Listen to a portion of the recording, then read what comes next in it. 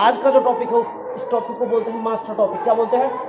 Master topic. Master topic इसीलिए बोलते हैं हम इसको, मास्टर टॉपिक इसीलिए बोलते हैं हम इसको क्योंकि एक गाड़ी का ऑपरेशन कैसे होता है, मतलब एक गाड़ी कैसे चलती है, इसको अलग अलग पार्ट में हम लोग देखते हैं। नहीं कि इंजन में पावर कैसे बनता है, मतलब फ्यूल जल के कैसे एनर्जी बनता है, और उसके बाद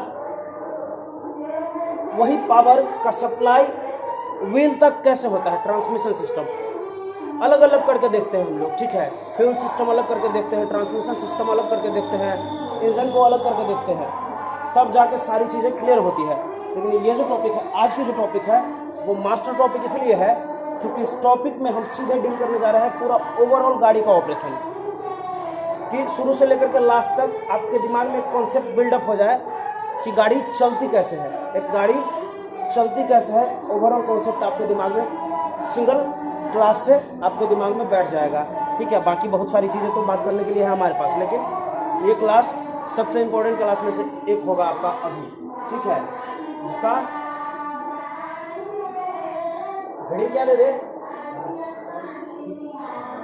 हेडिंग सिंपल भाषा में रखते हैं, गाड़ी कैसे चलती है। बस यही हेडिंग ही रखेंगे हम, बस यही हेडिंग ही रखेंगे। गाड़ी में ऐसा क्या होता है जिससे वो चलती है, तो पूरा होल प्रोसेस जानना है इसका। अब इतना समझ गए हैं तो एक बार अब इस पूरे प्रोसेस को रिपीट करते हैं, एक बार इस पूरे प्रोसेस को रिपीट करते हैं। शुरुआत कहाँ से हुई थी? चाबी ऑन करने से। शुरुआत कहाँ से हुई थी? चाबी ऑन करने से। क्या किए? चाबी ऑन किए। जैसे ही चाबी ऑन किया उसका कनेक्शन है सेल्फ के सोलेनॉइड से। सोलेनॉइड से है, सोलेनॉइड जुड़ा हुआ है स्टार्टर मोटर से, साथ में सेल्फ का दूसरा हिस्सा है उससे सटा हुआ है फ्लाईव्हील। ठीक है, उससे जुड़ा हुआ है फ्लाईव्हील। जैसे ही इग्निशन ऑन करते हैं, सेल्फ मारते हैं, तो क्या होता है?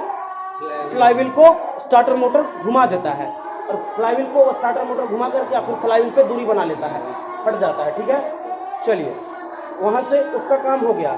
अब जैसे ही फ्लाईव्हील घुमा तो फ्लाईव्हील का कनेक्शन किससे है? क्रैंक शाफ्ट से है। किससे है? क्रैंक शाफ्ट से है। और जैसे ही ये सब प्रोसेस इग्निशन ऑन हुआ, फ्यूल सिस्टम चालू हो गया, फ्यूल सप्लाई चालू हो गया। अब इधर क्या है कि जैसे ही फ्लाईव्हील घुमाया, सेल्फ क्या हुआ? क्रैंक शाफ्ट घुमा, क्योंकि फ्लाईव्हील क्रैंक शाफ्ट से जुड़ा हुआ होता है सीधे। अब जब क्रैंक शाफ्ट घुमा तो अगला प्रोसेस क्या है कि क्रैंक शाफ्ट से इंजन का सारा पिस्टन जुड़ा हुआ है। क्या है?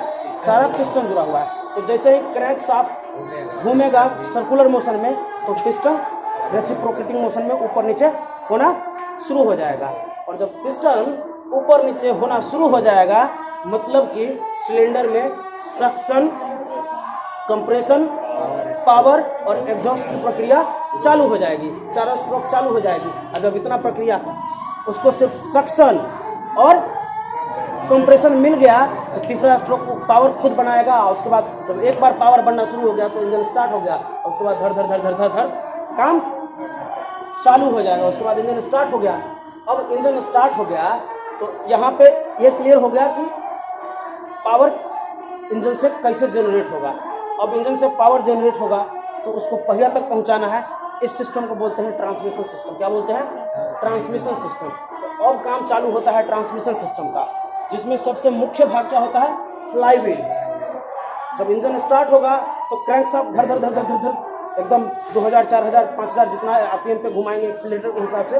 एक्सीलरेटर के हिसाब से क्या होगा? उतना स्पीड में घूमेगा फ्लाईव्हील। ठीक है, अब उस फ्लाईव्हील से क्या जुड़ा रहता है? क्लच।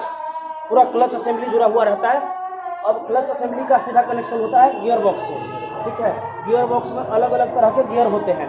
गियर काहे होते हैं?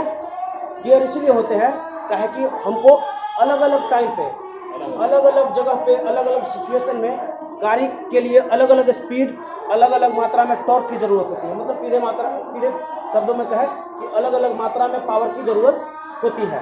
तो गियर इसी पावर को बढ़ाने घटाने का काम करता है। ठीक है, जहाँ पे टॉर्क ज़्यादा चाहिए, स्पीड कम चाहिए, वहाँ पे टॉर्क, जैसे 1 नंबर 2 नंबर में, 1 नंबर में टॉर्क ज़्यादा चाहिए, तो 1 नंबर लगा देते हैं तो टॉर्क ज़्यादा हो जाता है, स्पीड घट जाता है।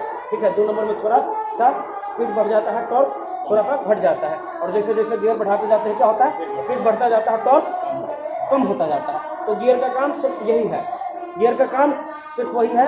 गियर को भी पावर कहाँ से मिला है, इंजन से ही मिला है। जो कि क्लच का काम क्या है, क्लच का काम क्या है, ट्रांसमिशन से अलग करना और जोड़े रखना।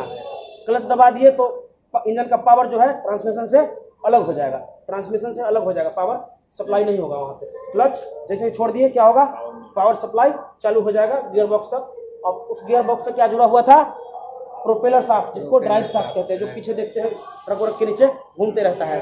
ठीक है, डंडा बड़ा सा, ठीक है, घूमते रहता है, उसको बोलते हैं प्रोपेलर शाफ्ट। और उस प्रोपेलर शाफ्ट का पिछला हिस्सा कहाँ जुड़ा होता है, पिछला चक्का वाला एक्सल से, पिछला चक्का वाला एक्सल से, जो के डिफरेंशियल, एक्सल के डिफरेंशियल से, जो बीच में बड़ा वाला बक्सा देखते हैं उसको डिफरेंशियल गियर बॉक्स कहते हैं। क्या कहते हैं, डिफरेंशियल गियर बॉक्स कहते हैं। उस बक्से से जुड़ा होता है और उस बक्सा से दोनों तरफ चक्का का एक्सल शाफ्ट जुड़ा होता है।